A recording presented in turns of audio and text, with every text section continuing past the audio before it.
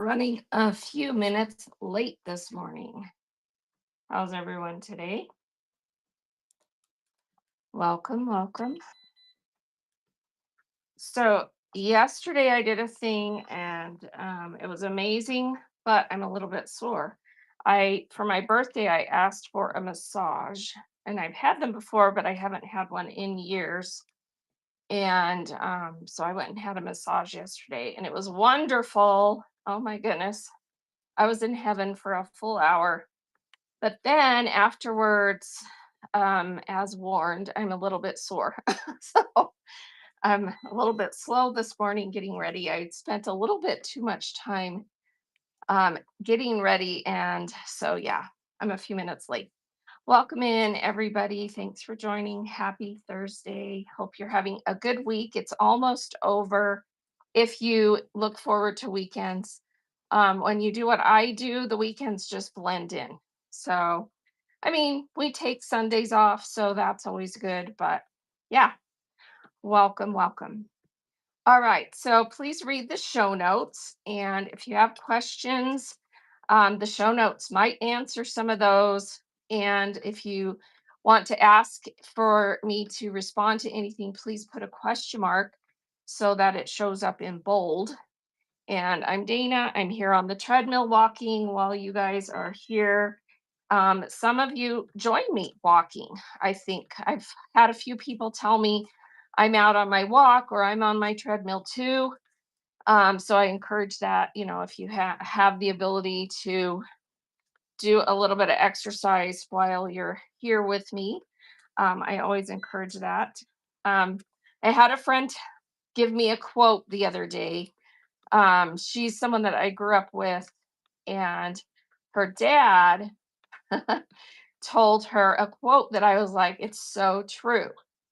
He said that, and now I'm forgetting the exact words he used, but he said, um, moving or motion is lotion. That's what he said. Motion is lotion.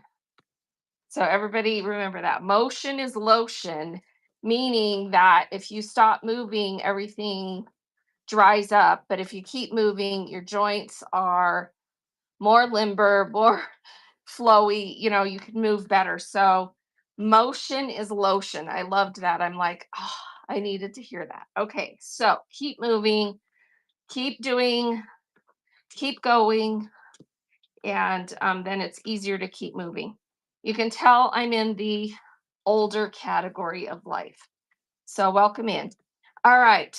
So yesterday I tuned in for a little bit of the interview that they did with um, some sellers on the Whatnot Seller account.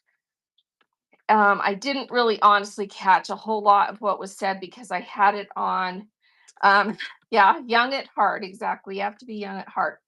Um, I didn't have it on high volume because I was in a public place.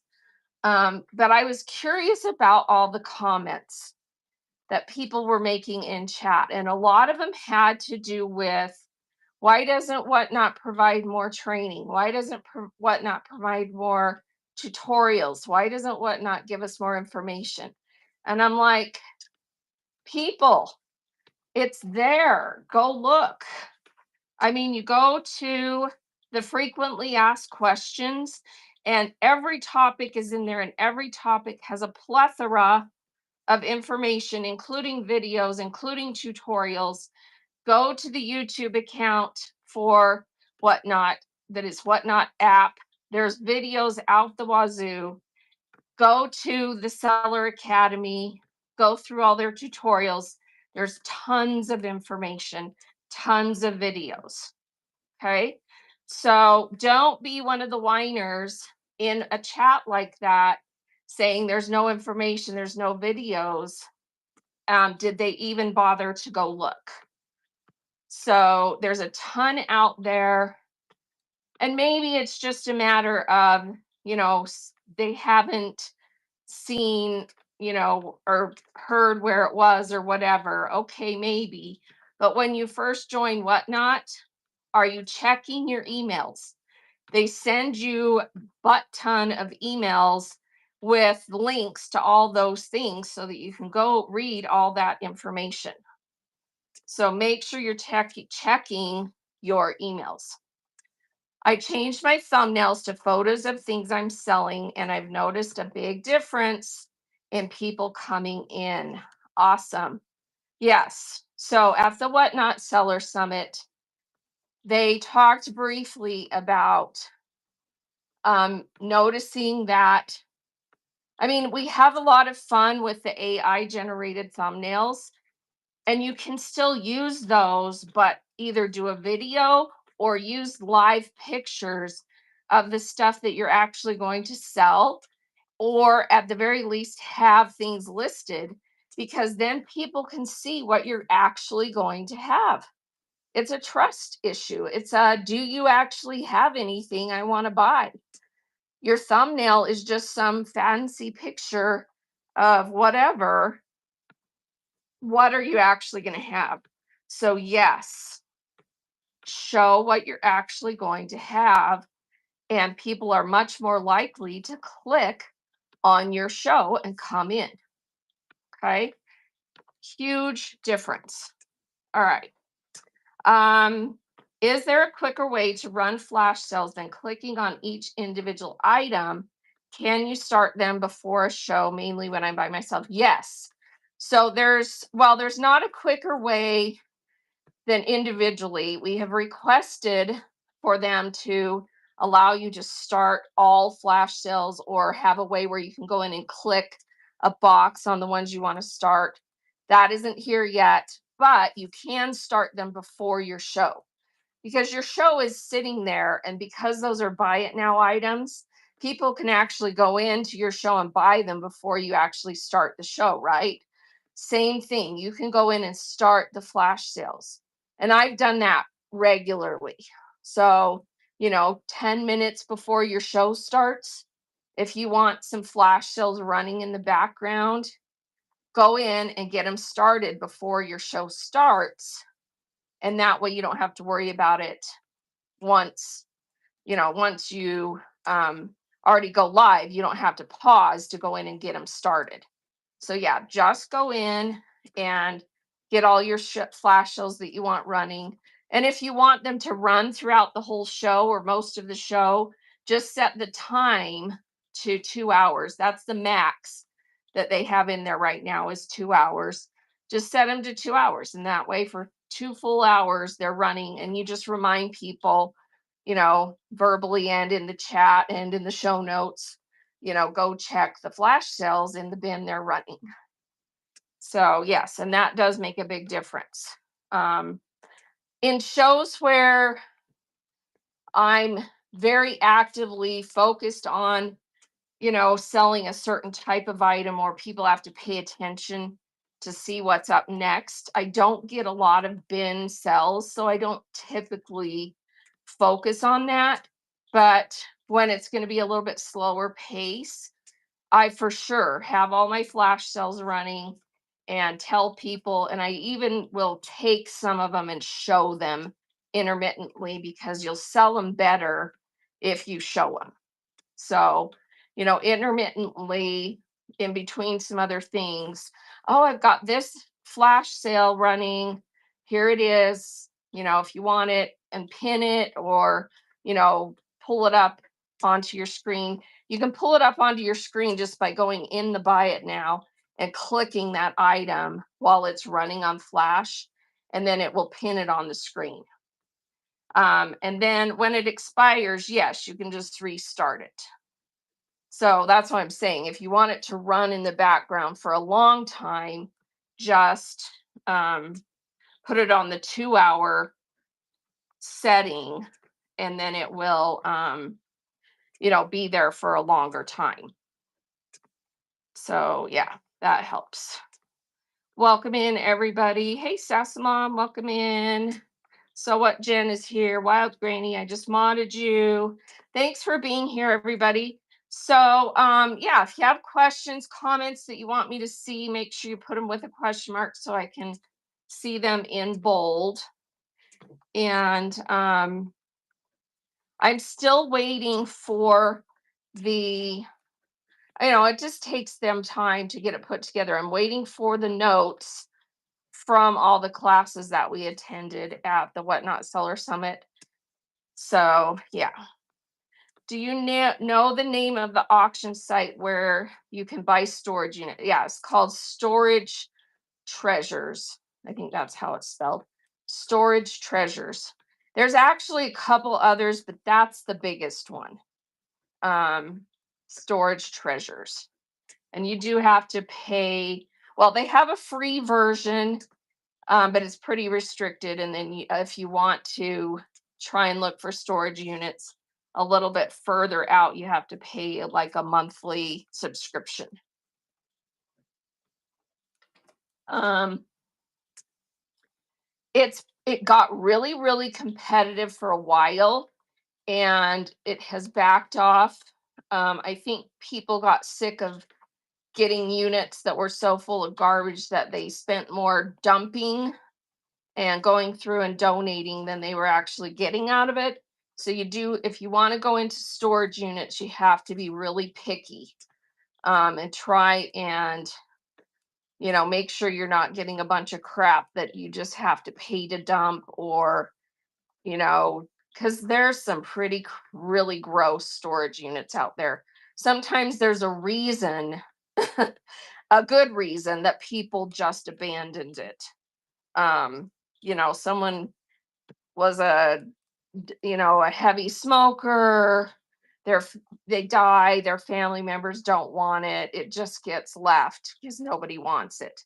So just really scrutinize photographs. I honestly think, try calling the actual facility and asking if they know anything about it. Sometimes they are rude and won't say anything, but I've had smaller places that are willing to divulge some things, like, does it smell at all when you open the door? They can't go in the units.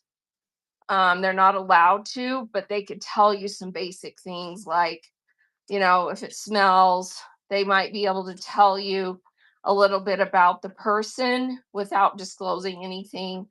They're technically not really supposed to say a whole lot. But yeah, it can be a really lucrative way to get a bunch of stuff for low price that you can flip. Just be really cautious about how you do it, where you buy them. Be really picky. Storage Treasures is the name of the website that auctions off storage units. And it is nationwide. But like I said, there's a free version where you pay a higher fee when you purchase a unit, and you're restricted to just your local area. And then if you want a monthly subscription, there's several different levels of subscriptions that give you a lower fee and more distance that you can go to procure a unit. So, and there's a lot of rules.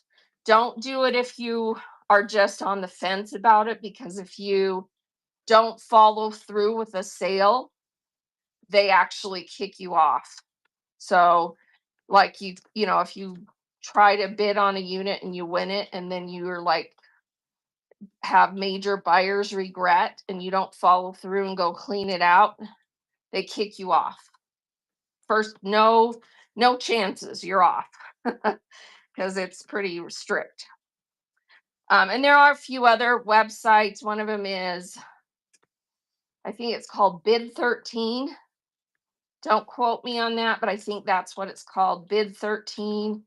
And then there's a few others that aren't as big, but sometimes you can get, some better units through the smaller sites, because maybe they're a bigger one in your region, and because they're not as big nationwide, they don't get bid up as high. If that makes sense.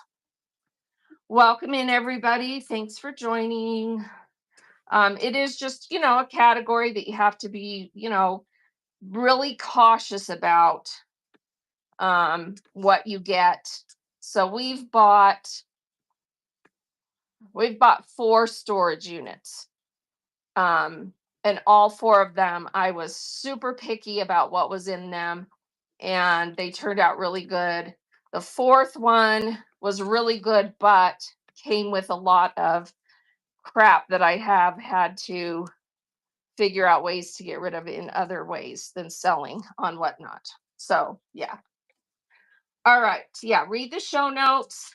And if you have a question or a comment that you want me to read, put a question mark with it so that it shows up in bold.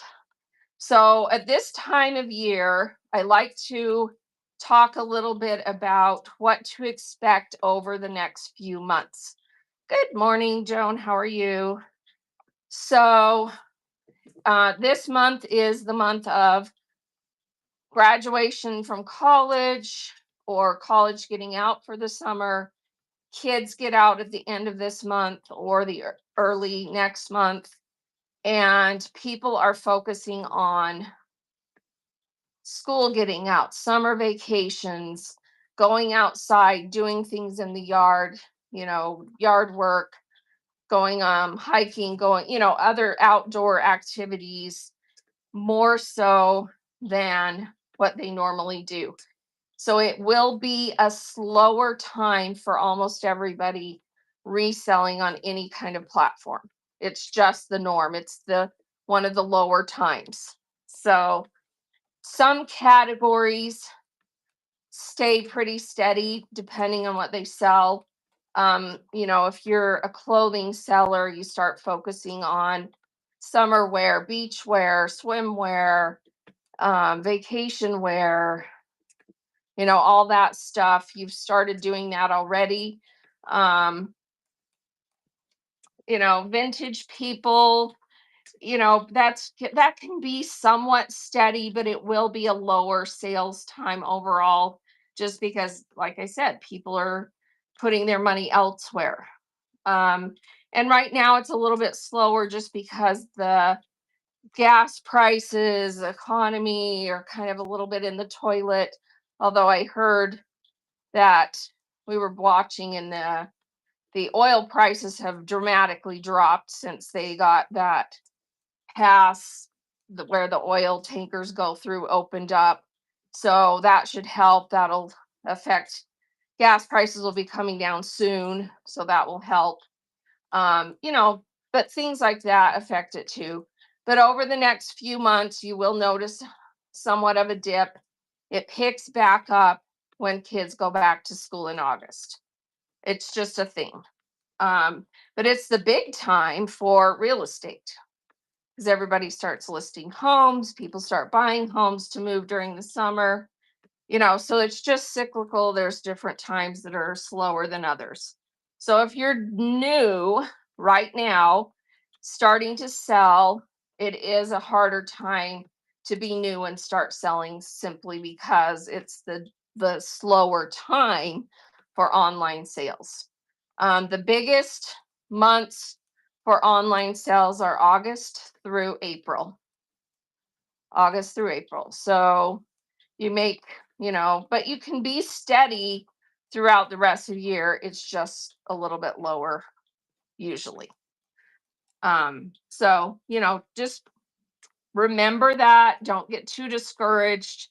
It is what it is.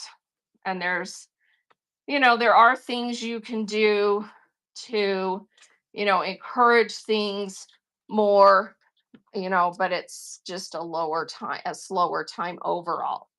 So usually you use that time to get organized, use that time to really, you know, beef up your organization, your production, things that you've maybe neglected. Um, and maybe you have more frequent shows that are shorter, maybe you go on more frequently. There's things you can do to try and keep your sales at a certain level, but you have to just recognize that's the case. All right. Thanks for sharing. Let me check and make sure I didn't miss any questions. Let's see. Um, do you Murray, I'm reading yours. Do you find a certain time of day or day of the week has a better viewer buyer trend, or is it just random? No, there are certain times of day that have the highest amount of viewers. And that's about 4 to 5 in the afternoon Eastern time, all the way up until about 10 p.m. Eastern time are the peak times for the most viewers on the app. The problem with the peak time is that's when most sellers are going to probably be on as well to capture the peak time. So interesting, at the Whatnot Seller Summit, they talked a lot about the statistics for that. And they were saying that for newer sellers, take advantage of the late night and the early morning to help get some traction. And then, piggyback that with maybe some peak time shows, because you can get an audience in both. But yeah, late nights, early mornings are really, really working for a lot of newer sellers because there's just not the competition on the platform that there is during the peak times. So, you know, try and, try and experiment with different times, and maybe on certain days you have it early morning or late night, and then on another day you do a peak time show, so that you kind of capture both and see what's going to work for you. Because it also depends on the category that you're selling in. Some categories are much more saturated than others. So if you're in a um, category that is not as busy, peak time might be the best time. If you're in a saturated category, then you probably are better off trying early morning, late night to get started. And then, once you build a following, you may stick at that time because maybe that's where they can come when they can come. Or maybe you start switching to a more mainstream time. You are so welcome. And honestly, people always ask, what's the best time? Well, the best time is when you can actually be dedicated to doing a show. If you're still working a full-time job, it's pretty hard for you to do anything but late night, early morning, or weekends, right? So that can be a factor. So you do when you can do, and when you can dedicate enough time to actually have a show and ship that show. Because another thing that's super important about being successful on this platform is you've got to have really good fulfillment to keep people happy and keep them coming back. So you've got to ship your show fast. Um, I would say you need to be able to dedicate, um, if you have a 3-hour show and you have pretty good sales, it's going to take you 3 hours to ship that show if if you sell enough. Now, if you have a 3-hour show and you don't sell much, obviously it won't take as much time. But, if you have a pretty good show, plan on about the same number of hours to do the fulfillment as it did to do the show. So you've got to dedicate that time to doing it. Do you recommend a certain time limit for shows for new sellers to avoid them getting overwhelmed, like 2 hours, or just stay as long as people want? Um, Bare minimum is 1 hour. You're not even going to get anyone in there if you aren't willing to stay on for at least an hour. And I would say probably nowadays, bare minimum is probably 2 hours. Hey, Field Trip, how are you today? Because you're just not going to get found. The way the algorithms work, if you're brand new, they promote your first couple of shows, but then after that, you're down here somewhere in the mass of shows, and it takes people time to filter through what's on, going in and out of shows to even find you at all. And if you're not on long enough to be found, you're nothing, so you've got to have a good amount of time. Let's see. So what Jen says, I did my first two shows in one day. The first was buttons and kits, so I was able to pack and ship quickly, and I was ready for the late night show. Awesome. How did that one go? And congrats. Congrats. Yeah, I popped in to one of them, I think the first one, for a minute, and saw that it was going okay. So that's good.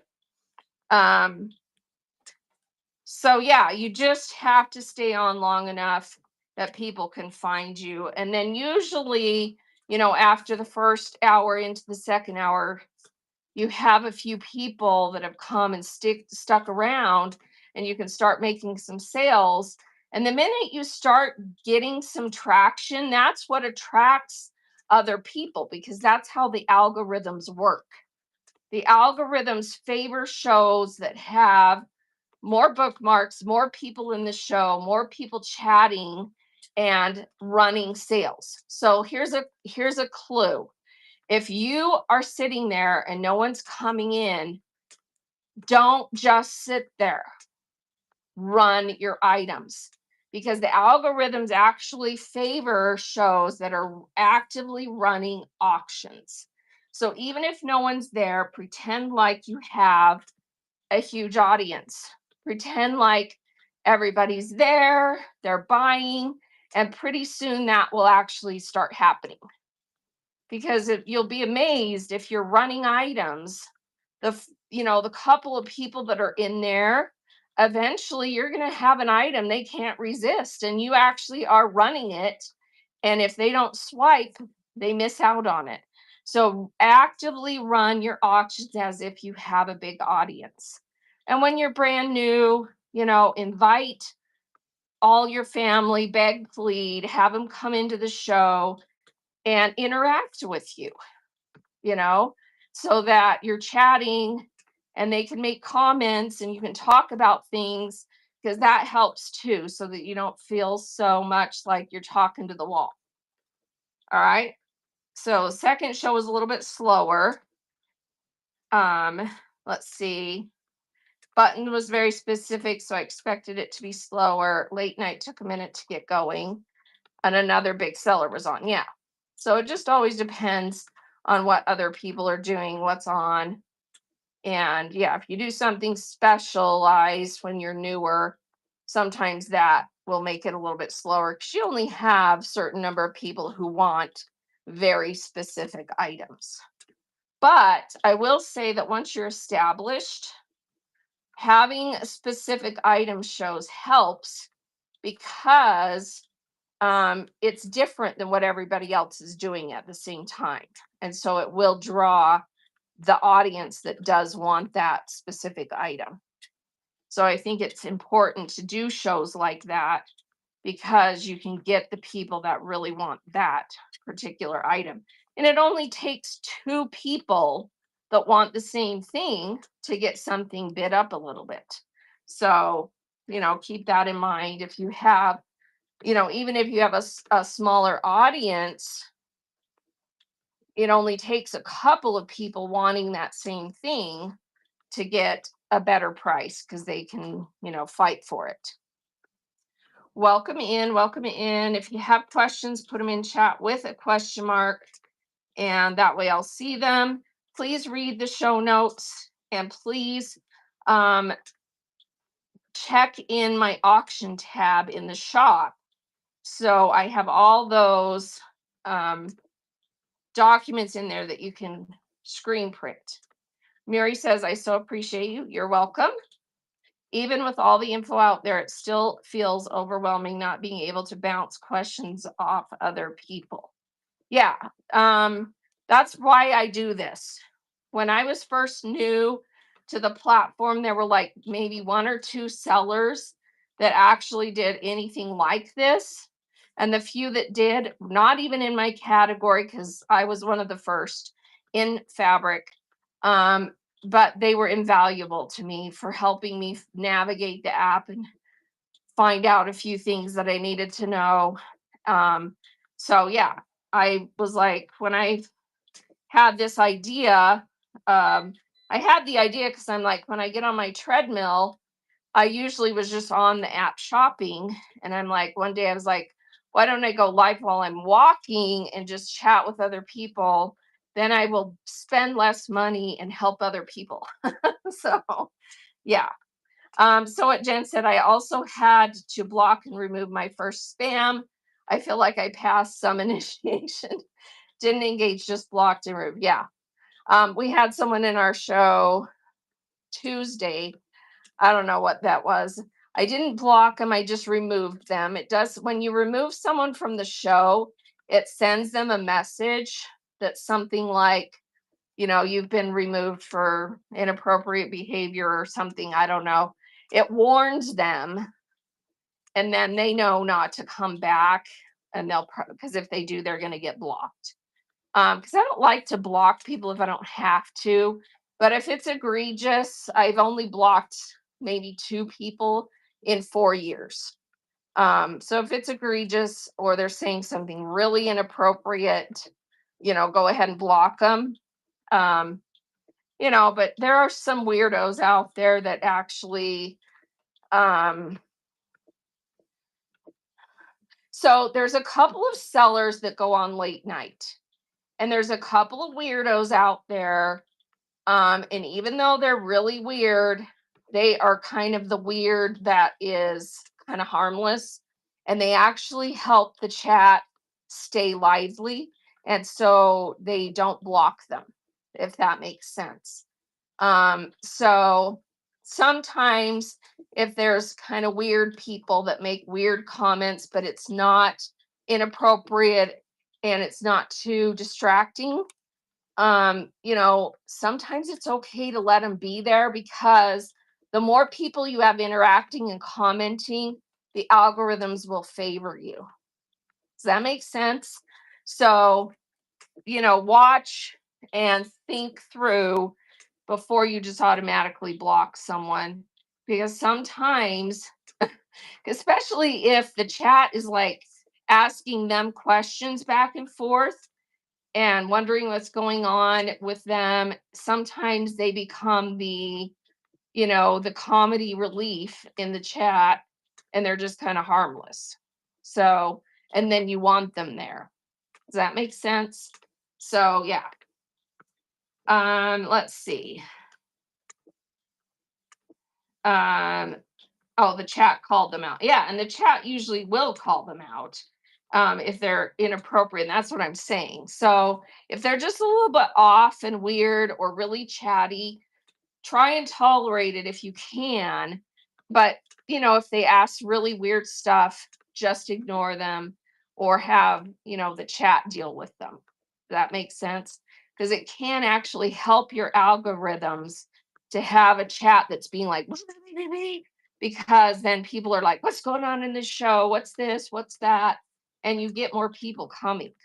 So, use that to your advantage. And yeah, have a good moderator who can call them out. And usually, if you ignore someone who's being kind of really weird, they'll just shut up or they'll leave. But if they're just kind of a little bit off and actually interested in your show and just kind of extra chatty, then you want them there because they'll keep the chat lively. I hope that makes sense. Um, so try to be discretionary about just automatically kicking someone out or blocking them, because it sometimes can turn out to be a good thing. Because they have a way of keeping the chat lively, kind of being a comedy relief in the background, and helping keep the chat going. All right. Because I know of a couple of examples of that, and it actually turned out kind of good for some of the sellers. Field Trip says, I had a lot of trouble with a mod lately. How can I find a good mod? It's been a struggle for me. Honestly, do you have any buyers customers that you feel like are just like solid in every show, um, that you feel like you could reach out to and ask if they would be interested in moderating. Because the best mods are usually the people just love your shows and they're there every show. And sometimes they buy, sometimes they don't, because everybody has limits. But they would feel like super honored to and would want to be your moderator. So kind of look for people like that.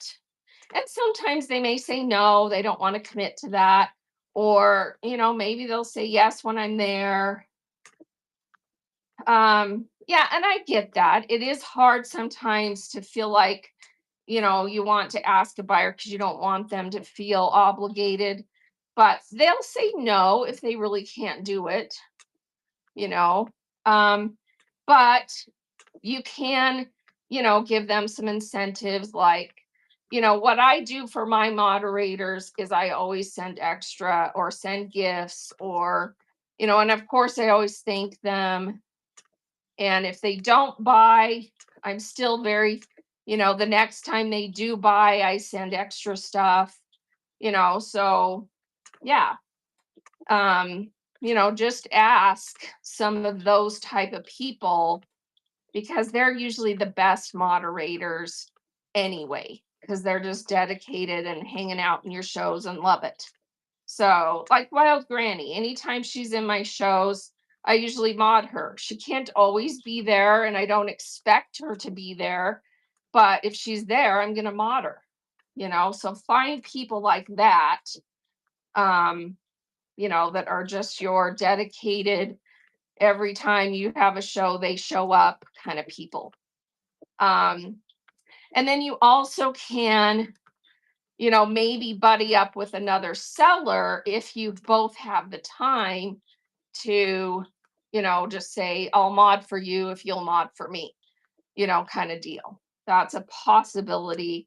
Although I kind of like the other alternative better, just because, it's hard to keep up with your own sales, let alone someone else's, you know. So there you go. Beth Ann's happy to mod. Wild Granny loves modding. Becca's sewing table loves modding. So there you go. There's a couple people right there that are, happy to do that. The one I had trouble with really took it to another level, and now I'm nervous. She made a semi-threatening video about it on TikTok. Oh, yeah, that's not cool. So you do have to be careful. You do have to be careful. I actually did not start modding anybody until probably a year in, but it's partly because I have my husband all along. So if you don't have someone doing shows with you, it's more necessary to find someone faster. But I didn't start modding anyone until about a year in, and I knew them, I knew what they were, um, you know, and Lovely Pinto modded for me for 3 years, and then she decided to go back to work. Dang her. No. And she was amazing, you know. And then I have a couple people now. Barb Waltz is a customer, and Liz H 1212, both customers, not sellers. And they're permanently modded in every show. And if they come, they come. If they don't, they don't. I don't have a set expectation, you know. And then Wild Granny mods for me when she's there. I'll mod Andy. She's great. She mods for a lot of sellers. I'm kind of like, because Bert's there, and both of us are not the greatest at keeping up with chat always, but um, I just am kind of laid back about it. But I understand if you sell by yourself, it's harder. Um, you need someone there more regularly. It's also not a bad idea if you have a family member who could possibly mod for you, even though they don't live with you. like you have an aunt or an uncle or a cousin or a best friend or a mom who actually would probably love to do that, maybe experiment with that too, because then it's someone who you don't have to worry about all those other factors, and maybe it even could turn into a, once you get going, a little bit of a paid gig, you know, for a family member to earn a few extra bucks here and there when, or maybe, depending on who it is, maybe you can get them some products, maybe you can pay them a little bit, for their time. That's, a possibility too. So, think outside the box with that. Because maybe there's someone you're not thinking about that could actually do that for you, that it would be helpful in their life as well. So, yeah, pay them in pizza. There's teenagers that would probably take you up on that. So, can you run shows on Android or iPhone or iPad, or is it just Apple? No, you can run shows on Android. Um, yeah, it's, any type of cell phone that has, as long as it's updated enough that it can update the app and has a decent camera, so any modern, within the last year or two cell phone, smartphone is pretty much going to work for you to go live. And they say that your phone is almost always in, other than someone who goes out and spends thousands of dollars on some amazing um, streaming camera, your phone actually has a better camera than almost any other device out there. They've really upped the cameras on cell phones. So and that's one of the big features that all the cell phone manufacturers talk about. Oh, our latest phone has this and this and this on the camera. They've really put a lot of money into the technology on camera on phones. So it's almost always your best option. Don't stream from a computer. The computer cameras just are not there. And same with iPads. Even though iPads, you would think it's similar to phone, they're not. The cameras on iPads are not as good on tablets devices. So your best option is your cell phone, whether it's iPhone or Android. So 'cause some of the Android phones have really, really good cameras. Am I comfortable talking about selling fees? Any real life info or advice would be appreciated. What do you mean by selling fees? The fees that Whatnot charges, that's known to all. So no mystery there. 8% commission, 30-cent transaction fee per sale, and then 2.9% processing fee, credit card processing fee. And keep in mind that that credit card processing fee of 2.9% is on the total sale, including tax and shipping, because the credit card is processing the total sale. So you may look at that and go, well, that's higher than 2.9%. I sold it for $5.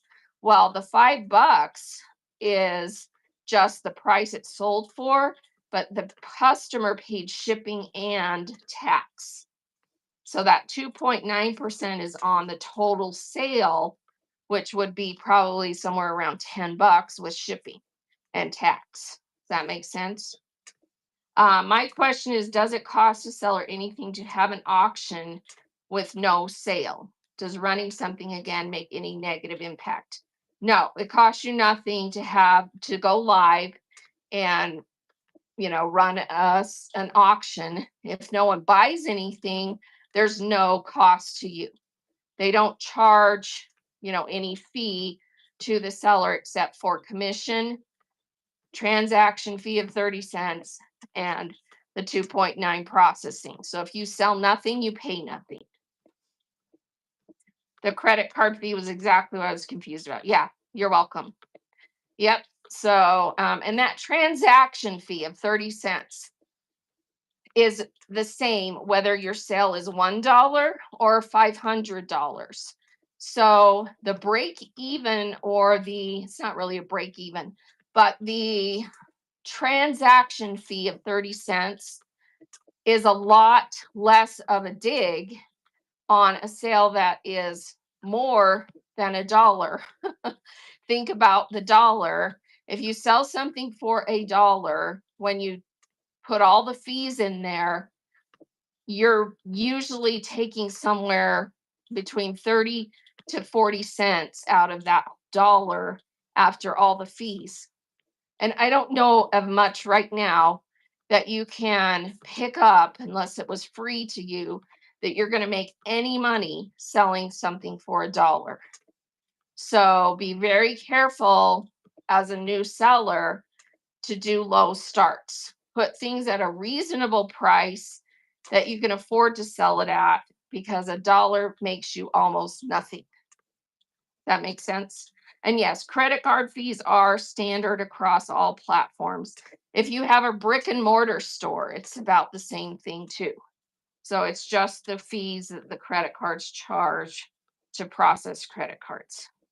So if you have a great camera, I'm reading You Name It, and it's hooked up to a computer, you can use that as well, although it's not an app from a computer. So you mean you have a really great digital streaming camera, and then you have it hooked through OBS through the computer? Yes, but you need to have it set up correctly.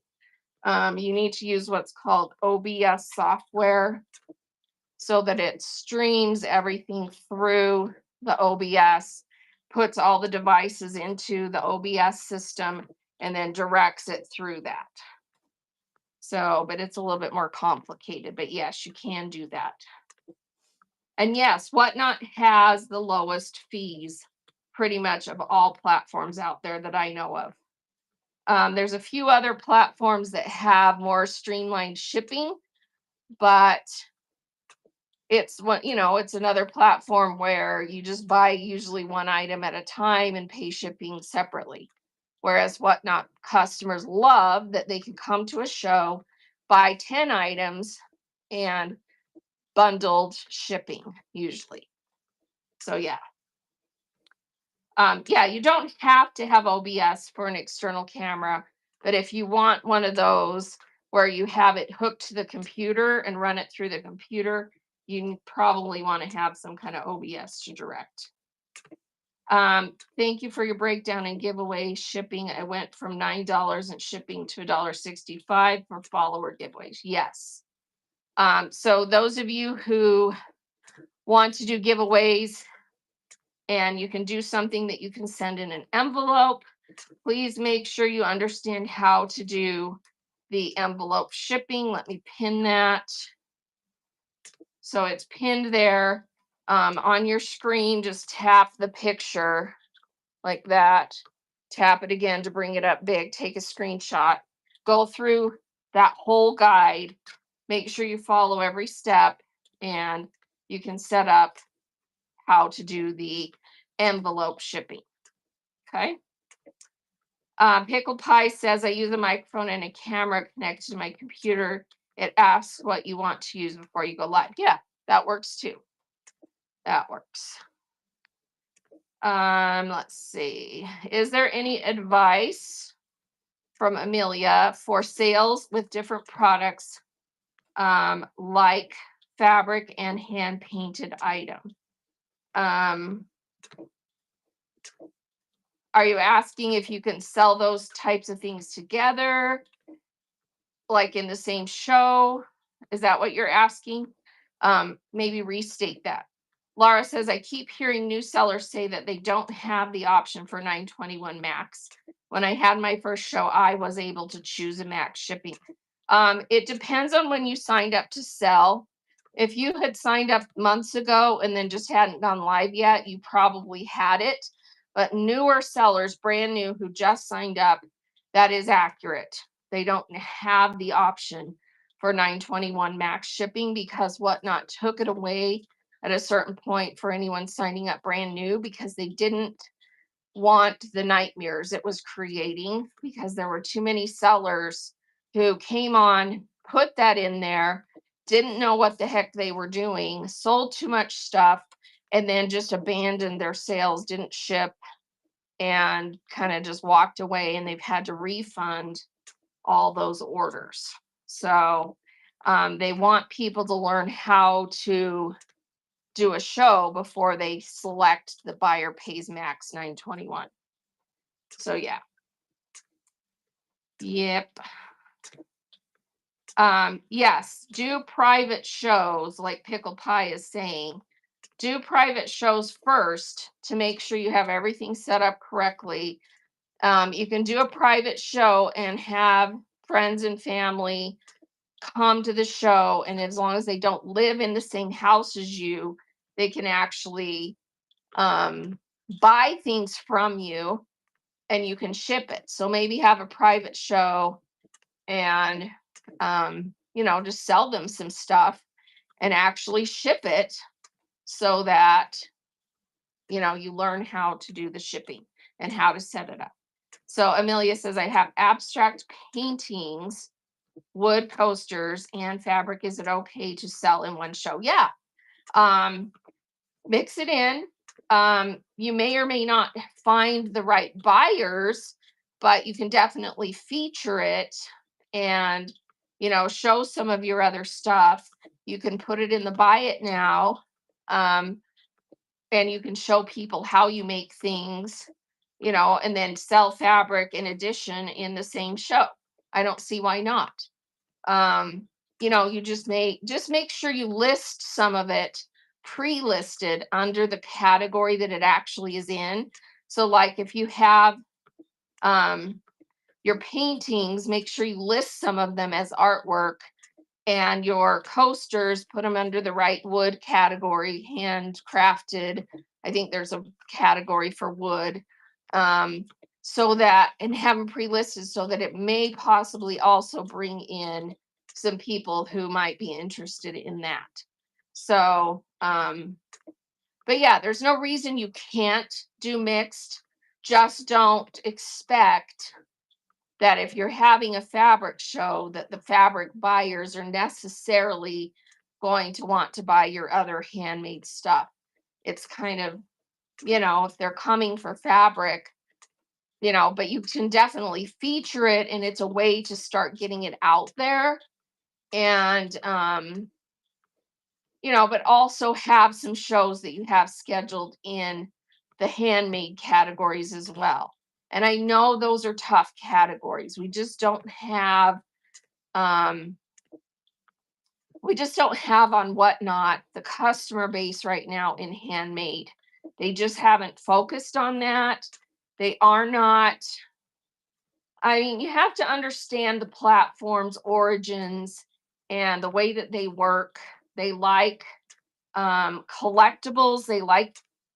That's their origin, and they like a fast sale and a fast ship. Handmade doesn't necessarily work with that. Handmade is more like people come in, they see you make it, they custom order, you take 2 weeks to ship it to them, yada yada yada. Whatnot just isn't in love with that idea right now. So it's a little bit tougher. You have to do pre-made, pre-made or something you can make and ship fast. When doing local pickup, do buyers go to their wallet and choose local pickup? You've never seen it before. Yes, they have to go in. Well, you have to turn it on as a seller. So they won't see it. You won't see it in someone's show if they don't have it turned on. It has to be turned on in your settings. So let me show you where that's at, if I can find it quickly. So in your, let's see, shipping settings, you have to have this turned on. So I went to Seller Hub shipping, free pickup. See how I have it turned on? If you don't have that turned on, it won't even offer it to anybody. So if you go into people's shows and you wish, because they're in your local area, um, you may have to contact them and say, would you mind turning this on? I'd love to get local pickup, but they may not want to deal with that because, not everybody likes to have people, come pick things up or have to meet people to pick stuff up. Um, but yeah, you just have to tell people, in your show notes or something, I do have local pickup turned on. If you're in my local area, you can opt in for that. And it will only show them the option if they're in your area, usually. So, yeah.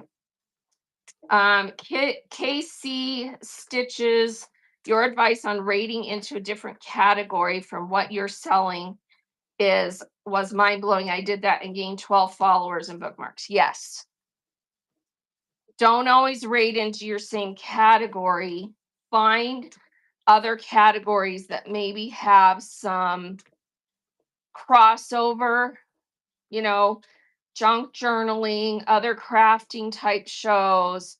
Maybe pick something totally out there that you think might have some crossover. Vintage people in vintage categories sometimes love to come into vintage linen and vintage fabric shows, especially if you have some vintage stuff. So definitely raid out into other categories, on a decent regular basis, because you can get people, because the way the algorithms work, there are probably people on this app who are happily shopping in, women's contemporary and home goods and other stuff like that, who would love to buy fabric that don't even know it exists. So raid out into other categories regularly to get new followers, new buyers, people who didn't know you existed. Okay? Because the algorithms just don't even show them those shows if they haven't gone in and actively sought it out and clicked that they want to see those categories. So remember when you first join the app, it has you go click the categories you're interested in. If they don't go out and click new ones, they only are ever seeing shows in the ones they originally clicked. So you have to, get found organically by going out and doing other things. Okay. Yeah, you can revisit that. Oh wait, you're asking Amelia, are you asking me about that same topic or something else?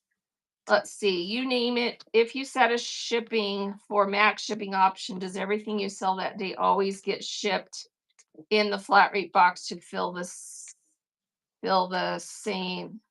Well, it depends. I mean, if you select the buyer pays max 921, the best thing for both you and the buyer is if you have your shipping settings set for flat rate. But if you sell stuff that's not going to fit in flat rate boxes, you may think twice about whether you want to even do buyer pays max, first of all. And second of all, if you need to, if you aren't usually going to be able to ship in flat rate, it's probably not a good option for you. So you have to figure that out. So let me I'm pinning another document that's called Choosing Basic Shipping Settings. Read through that before you decide, if the 921 max is even going to work for you. And if it is, the best setting is 1 to 5 pounds flat rate, 5 pounds and over flat rate, buyer pays max 921. Because then for both you and the buyer, the most that either of you will pay is 921. And then if they bought more than will fit in a large flat rate, then you unbundle it and put it in either a larger Ground Advantage package, turn the flat rate off, and put it in a larger package and send it ground, or put it in two separate um, flat rate boxes. Use one of your free adjustments. If you've used them all, then you'll pay the $9.21, but you won't have had to pay the additional shipping it charged if you didn't have it set for flat rate, if that makes sense. Okay. We're going to do a show next, next Friday. Here it is right here on the 15th. Make sure you have that show bookmarked.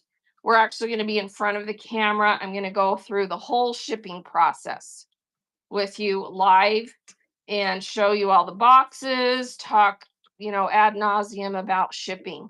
So if you're brand new and just really need help with shipping, make sure you have that show bookmarked. Also, in my show notes today, the second paragraph, take a screenshot of that and go look up that website link. It's a list of all the community host shipping shows this month, because that's the topic that all of us are talking about this month. So I'm part of a team of sellers called the Community Support Team, and we work directly with Whatnot. And once a month, we do themed shows.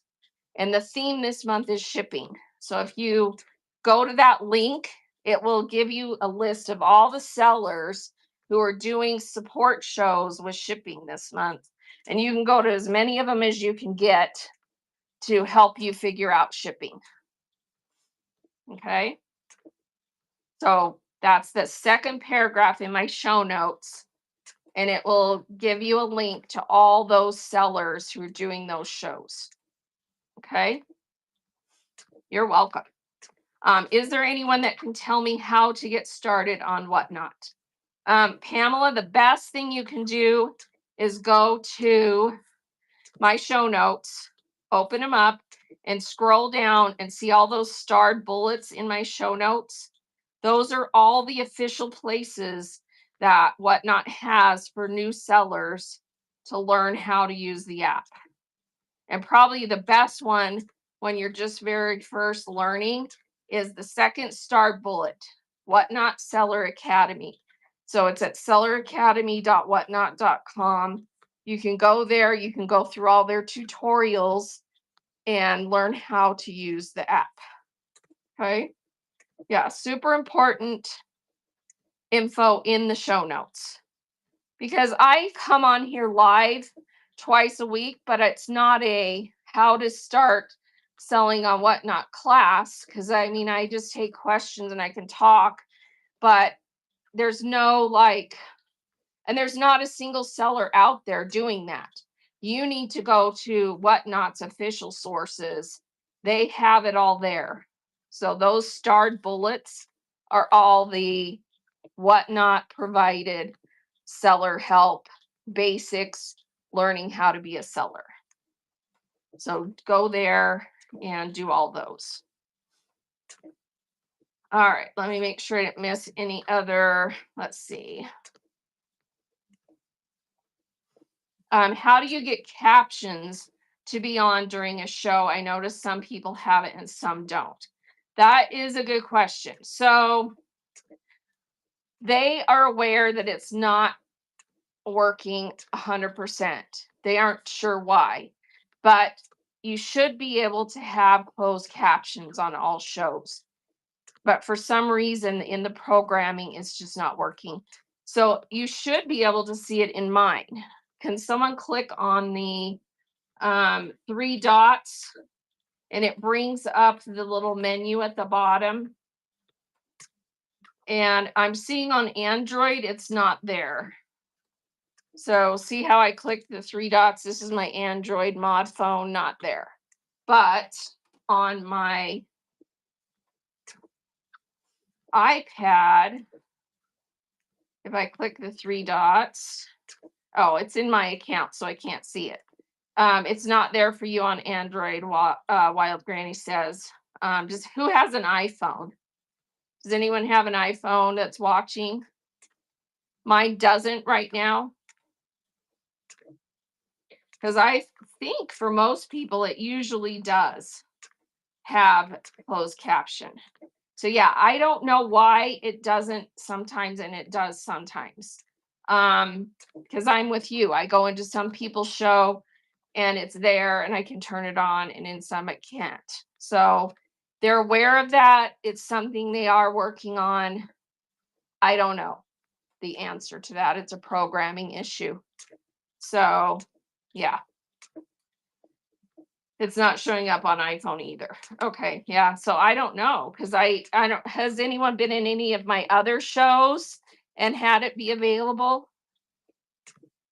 Because I stream from an iPhone. The phone that I'm streaming from is an iPhone.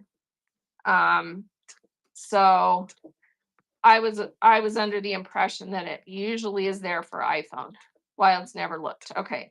Yeah, I don't know what the deal is for that. Hey Andy, welcome in. How are you today? What's up? All right. See what I do both do and it's not showing up for either one. Okay. Yeah. So yeah, I don't know why it's not there sometimes and sometimes it is. I'm trying to think what shows I'm in regularly. Usually if I'm in City Stash, it's on. I usually have closed caption in her shows. Um if I'm on there, I'm trying to think of who else. I don't know. I really don't pay attention because I don't use it that often. But it is nice if you want your phone to be silent to be able to have closed caption. And I know there's some people out there that are hearing impaired that would love to have it, but it's not always available. Yeah. Closed caption. So clicking the three dots and being able to turn sound on or sound off and have closed caption. But it's not available in this show right now. So I don't know. Yeah. Yeah, it's an issue. I'll report it again and ask if they have any updates on that. Um, why it's in some and not others. So it's kind of frustrating. It should be universal. You have to remember that they're trying to program for three different things. They have to program for Android, they have to program for Apple products, and they have to program for web. And then they also have to consider all the different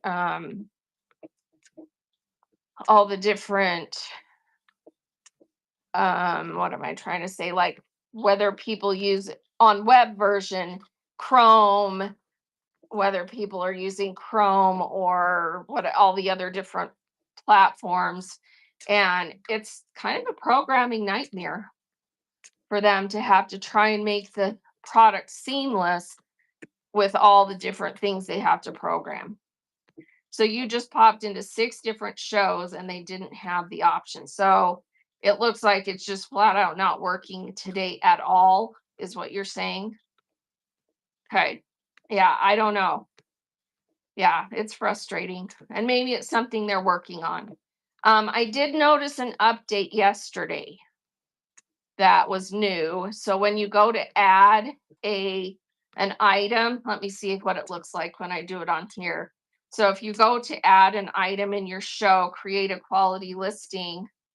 Let me see if it's different on here. It was different on my phone yesterday. It made me go through two different screens.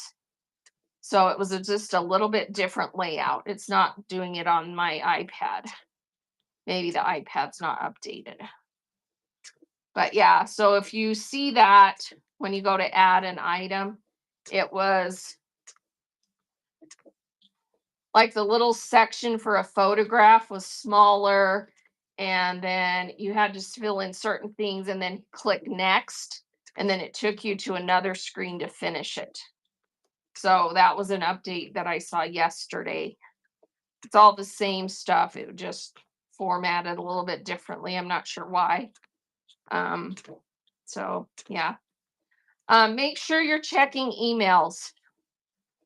I can't emphasize that enough. Check your emails from Whatnot. Make sure they're not going to your junk folder because there are that's how Whatnot communicates with sellers. So if there are updates or promotions or incentives or anything that they're sending out info to sellers, that's where it's sent to your personal email. So make sure you're getting your Whatnot emails to the email address that you signed up with on your account. Because I think a lot of people sign up, don't realize the emails are going to junk or spam, and never correct that, and they're never getting the info that Whatnot sends. So go check your spam folder for Whatnot emails and redirect them to go to your inbox. And I know there are a lot of emails that come if you have notifications turned on, but you're going to want the ones that are informational for sellers so that you know about updates, you know about promotions, you know about special events that are going on. So make sure you go and fix that if it's all going to spam or junk. Welcome in. Please read the show notes. If you have questions, put them in chat with a question mark. Happy to try and answer any of your questions. The show notes and the auction tab have a ton of information. You may not even have to ask me a question. You may find what you need there. So read the show notes, open them up, take some screenshots of everything in there, especially those starred bullets at the bottom. And then to get into my shop and look at the things in there, you just click the shop button and then go to the auction tab. And then all those items in the auction tab are just informational things about a bunch of different topics. So, and you can ask questions about any of those. Mero, King, when you are working on an order and you have to change the type of flat rate packaging you will be using, how come you're not able to do so on the phone? They haven't, the only thing you can do on a mobile device right now is print the label. They haven't programmed it for, doing the actual shipping adjustments. So if you're going to need to do, I would say just flat out, you can't do your actual shipping on a mobile device. You need to have the web version on a laptop or a PC. And they didn't even have the print from mobile available. That was something new about a year ago. And honestly, I kind of wish they hadn't even done it because it made it so that there were too many sellers who were just printing from mobile, never looking to see that it actually matched what they were going to send it in.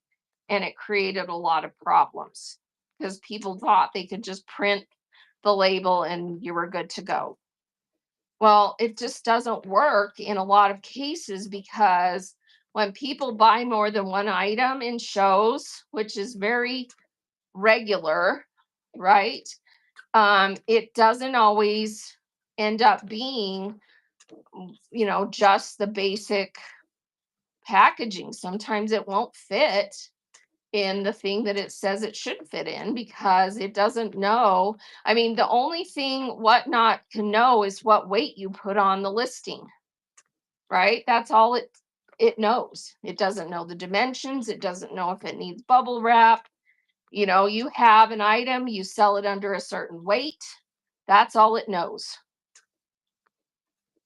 So on the back end, you've got to be able to go in there and say, oh, yeah, it can go flat rate, but it can't be the medium. It's got to be the large or whatever. So you've got to be able to pick it. So use the web version to do your shipping, not the mobile. Okay. Is Whatnot talking about adding categories to the Buy It Now section? What do you mean by categories to the Buy It Now section? Is that what you're asking? Because right now you can add, if you're adding an item to the Buy It Now, you have an option to put color or size. You can break it out into multiple unit, into, like, if you have an item that you have 5 different colors of, you could put that item in the Buy It Now and put in the 5 different colors for them to pick. You can already do that. So if you need me to show that, I can, if that's what you're talking about. Amelia says, I have a shipping label question. If you want to use a 4x6 sticker label, how do you edit for that option? So you need to go into your shipping settings, and it's been so long since I did it, but on your web version of your software, you need to go into the shipping and have your printer plugged in to the computer, or if it's a Bluetooth, make sure it's connected. And then in your shipping, there's a place where you go into the settings. I can't show you here because I don't have a web version. I'll look for that when we do that show on the 15th, but it's in there. So go into frequently asked questions and ask shipping settings for label printers, and it will take you there. It will show you where to go. It's been so long since I did it that I don't remember exactly where it's at, but there is a place. And if you go into frequently asked questions, it'll take you there. It'll show you. Meryl King, gotcha. Thank you. It's funny. I have to go back and forth between devices depending on the setting I want to have access to. Yeah, I don't even use mobile at all for shipping. The only thing I use it for on the shipping site is when I go to scan my orders, my packages before I go take them to the post office. That's what I use mobile for with shipping. Otherwise, I pretty much exclusively use web version. Sometimes I'll look up an order on the mobile device if I need to see what someone had. But yeah. I have 4.4 yards, 5 yards of fleece I need to ship. It's bulky. Is a space saver bag okay to use to help protect it? Heck yeah. Just put it in something that you can suck the air out of so that you can ship it. And sometimes with fleece, if that's all they bought, sometimes it's better to put it in a nice thick bag and then ship it in a poly mailer instead of a box. So just get a big, huge poly mailer and ship it that way. Because then you aren't restricted to trying to get it to fit in a box. Let's see, one for fabric, one for notions. Oh, I see what you're saying. Instead of just the quilting sewing fabric. Probably not, because the way categories work, the category is for the actual everything under that category type of thing shows, and you wouldn't want to narrow it down too much because then people would never find your show. So if you put a show under thread, see what I'm saying? So you have to think about it that way. The category represents the type of show you're having, and it's under quilting sewing fabric. If you narrow it down too much, people would never find your shows. So yeah. So you just use your title and how you list it to be more specific to what that item is. Does that make sense? Listing items is best to add on a computer or phone. Honestly, I find listing on the phone better. It's really clunky on the computer. And that's because I have the pictures right on my mobile device. I don't use my computer to download pictures and put them on listings and all that crap. But if you're downloading from like a Shopify, which that's now an option, you can, if you have a Shopify shop out there, you can now import and it goes back and forth. It's an integrated connection where you can actually, it will actually update your Shopify inventory. So it's a direct connection. That's a newer feature that you'll see on the web version of the software where you can have your Shopify account linked to your Whatnot account. Field Trip's using it and it's amazing. There you go. So if you have your own website with Shopify, you can link it directly now to your Whatnot. Oh, they bought a lot, so yeah, you're having to try and figure out how to send it. You may want to do the poly mailer thing. So still, shrink down, suck the air out of that fleece, put everything in a nice big stack and slide it into a larger size poly mailer. You can get poly mailers that are, as big as like a big black garbage bag. Some you can get big ones like that. But if you don't already have one, it would be, hard to go find that. Um, let's see what other options are. I mean, you could actually use black garbage bags, to be honest with you, if you like double or triple wrapped it. As long as it stays under that 130 inches, you can ground advantage a poly mailer, and that might be less expensive. If you just stack it up a certain size and then put it in there and just tape the crap out of it in a couple of those big black bags. That's as good as a poly mailer. You know what I mean? Especially if you have some nice ones that are like the more slick um, outdoor bags. It's about the same difference as a poly mailer. Let's see. Oh, I figured it out. It pops up a window when you generate the label and click the format. It drops down to change the format to 4:6. There you go. So you found it. Perfect. Good deal. Let's see. There are some bugs with the Shopify, but it saved me so much time with inventory. Yes. So that's cool. That is cool. Where do you find poly mailers? Well, you just find poly mailers, you buy them through, another source. Buy them, from a packaging supplier, through Amazon, through eBay, something. Yeah. Do you recommend having themed shows or just run random? I would say both. But themed shows actually will probably get you more traction because you're showing what you're actually going to sell in your pictures, in your title, and people can see the actual items you're going to sell because you have a specific theme.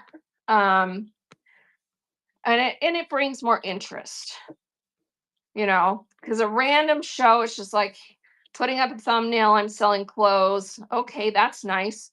What kind of clothes? Who are they for? What do they look like?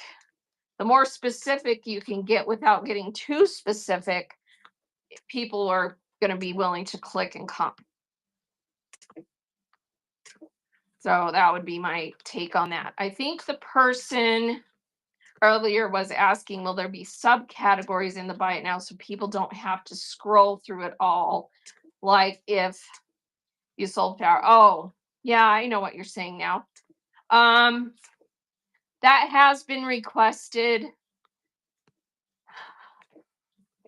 But yeah, I haven't heard anything lately as to if that's a priority or not. I would like that too, but you can sort low to high. You can filter by using words already. So I don't see them thinking that's a priority, especially since overall most sellers still are not putting a lot of items in Buy It Now.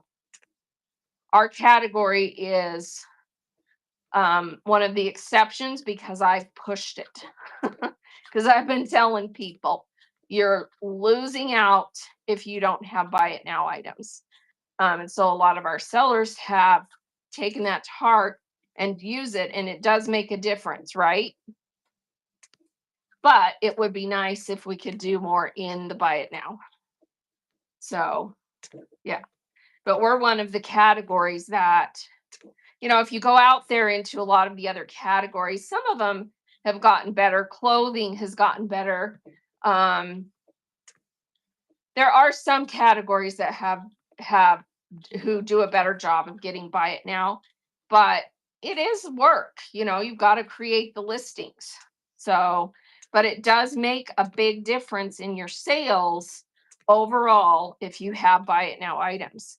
And here's one of the reasons. I think I talked about this last week, but one of the statistics they showed at the Whatnot Seller Summit and talked about, and it makes total sense now that you think about it, is that people are trained when they come to the World Wide Web to go to a site that is a shopping site. What is the very first thing you do when you open a shopping site on the internet? What's the first thing you do? You search. You search in their search bar for what you're looking for. So people come to Whatnot expecting to have that same experience. They open the app and they search. And what are they finding? What do they find on Whatnot? A whole lot of nothing, because most sellers don't list specific items. They sell random pulls. So they find A, 4 to 7 ounces, B, 8 to 11 ounces, C, 12 to 15 ounces. It's a whole lot of nothing. Are they going to stick around and buy something? There's nothing for them to buy. Now, are there listings out there? Yes. But is it going to be what they were searching for? Pretty decent possibility, no. If they put in a very specific brand, they might get something, but if they just put in women's tops, size large,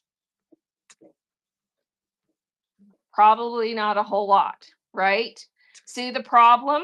That's how people are trained to search, and Whatnot doesn't work that way. And we need to get more that way if we want to keep people on the app shopping. So we need to list things for them to find something to buy. And then they'll learn how the app works and buy more of our random pulls. But if we don't have some listings in addition, they aren't going to stick around because they're like, I don't get this app. I can't find anything I want. I'm out of here. That makes sense? So you got to have listings for people to find you and want to stick around. And you've got to have items in your bin that are a quality listing that someone would actually look at and be willing to buy without you having to show it. Because in other platforms, you go on to Amazon, you go on to eBay, you search, you find a listing, you buy it, right? That's how they're programmed. That's how people have, that's how we've all been doing it all these years, right? Whatnot's completely different, but they have to learn how it works. And if their first experience is search, find nothing, they leave. So they showed a statistic that 90% of all new buyers only buy a listing that's an actual listing for their first purchase on the app. So that means that we have a lot of people coming to the app for the first time who never return because they didn't find anything. They didn't understand how it works. So if someone is selling beads, they should list each bag of tons of bags they might sell. Not necessarily, but you might want to have some specific listings that you're willing to sell individually in your buy it now and in your shop, in your marketplace shop so that people can find you. And then once they understand a little bit more about how it works, they see your live, they click the live, and they see you selling those bags of beads. Then they understand, oh, not everything is listed separately. I need to come to her shows to get these bags of beads. But if you never had any listed, they would have never found you in the first place to even know to come to your live shows. Does that make sense? So you've got to have some stuff listed for people to actually initially find you when they're new to the platform, and then they learn how it works and then they come back. Everybody tell me, yes, that makes sense. Because if you think it through, it's like, oh, duh, light bulb, right? New people finding the app because Whatnot's now advertising like crazy. And they're coming, but they're not finding you because you have nothing listed that they're looking for. So you've got to have some quality listings so that those new people to the app find you because you had something specific by title, by category, that has quality pictures, that has a price, that they're like, oh, I just found this. And oh my gosh, she's live and look what else she has. And oh my gosh, the everything starts firing and clicking, and they're like, bada bing, this is amazing, right? Because once they get it, they're sold. But if we can't hook them that first time they come in, they leave and they don't even realize what they're missing. We got to hook them the first time they come to the platform. And what the statistics they were showing was that we are losing a ton of potential customers because that first experience on the platform is like, picture an emoji with the person with a bunch of question marks with their finger in their ear because they're like, this doesn't make any sense. They don't get how it works because they're trained to use the search bar to come into the platform and find something they want and buy it. And they don't learn how it works if they can't find anything. So there you go. Yeah. I mean, just hearing that, I was like, duh, duh, duh, and I personally have been saying that since I started talking to everybody on this platform. Here is my list of top 10 tips that I've shared this is old. I've been sharing it for 3 years. What is my number 3 item? List items. That's how people can tell what you're going to have. That's how they can find you. That's what you need to have. So my number 1 tip is schedule shows. That's a no-brainer. And then number 2 is go live. No-brainer. But my number 3 was list items. You've got to have something to show people what you're going to have. So there you go. Okay. Yeah, we're a business. Even if it feels like you're sitting there showing things live in your craft room and selling stuff, you're still a business, and you've got to have something to show for people to know what you're going to be presenting on your lives. Let's see. Becca says, I leave shows that have nothing listed. I have no idea what they're selling, and there are so many others who list. Exactly. I am the same exact way, Becca. And I mean, I might stick around longer because I have the brain of a trainer. And I'm like sitting there going, should I say something? Should I message this person and say, you might want to list a few things? But yeah, I'm with you. I don't have time to sit around and wait for them to show something. I want to see what they're actually going to have. So if they have nothing but one thing listed in their auction tab that they're selling random pulls from, They have nothing in their buy it now. They have nothing in their shop. I'm out of there. They have nothing. It's like going into a brick and mortar store that has a beautiful sign outside and bunch of signs and it looks bright and flashy, and then you walk in the door and the shelves are empty. What's your assumption? Oh, they're not open yet, or oh, they went out of business, they're closed. That's the same impression you get on here. They have nothing. So yeah. So you've got to have something to show. All right. Um, anything else anyone wants to talk about? Did I miss any questions? Let me check. I probably need to get going here. I've got a show to get ready for today. I'm scrolling back through. All right. So I'm here every Tuesday and Thursday walking on my treadmill. I give my time while I walk. If you like it, if you find it valuable, come back, share it with people who need help.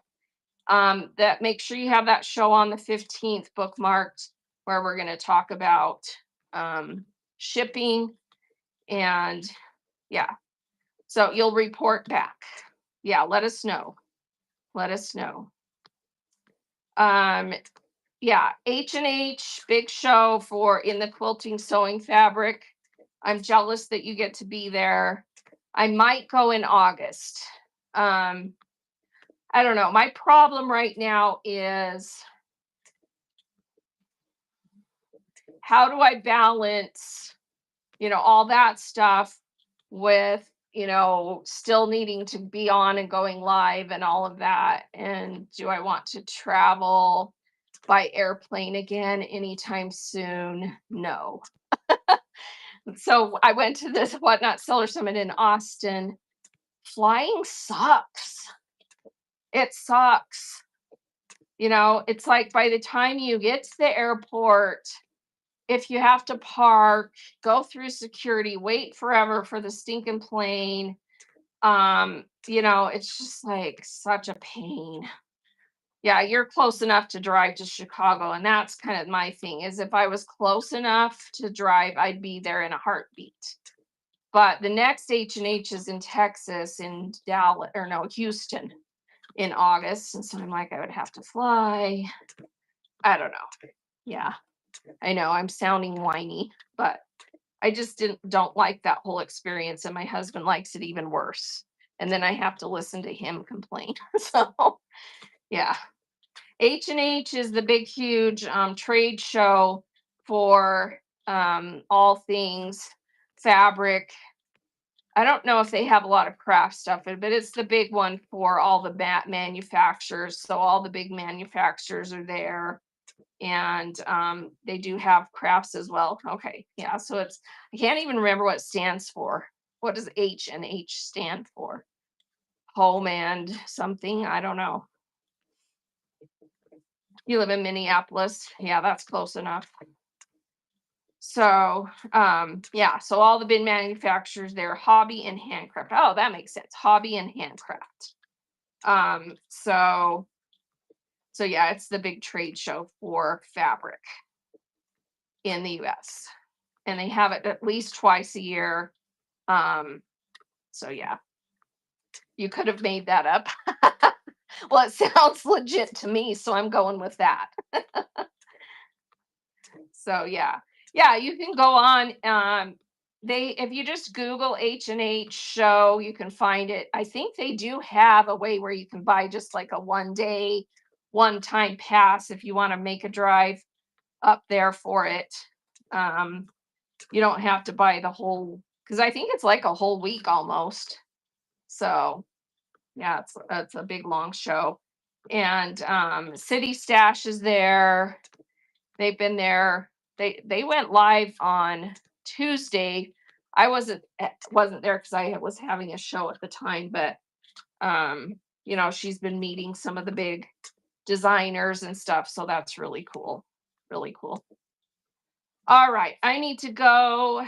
So You guys have a wonderful day. Let's go find someone to raid. Let's go raid out into, something besides fabric. And maybe I'll see if there's another community show. You are so welcome. And let's go see who is out there in. Let's go rate Kristen Swain. She's in scrapbook and journaling. That's a good category that has a lot of crossover. And she's probably one of their biggest sellers in scrapbook and journaling. So let's go rate her, see what she's got going on. Everybody have a marvelous day and see you soon. Thank you, everybody. You're welcome.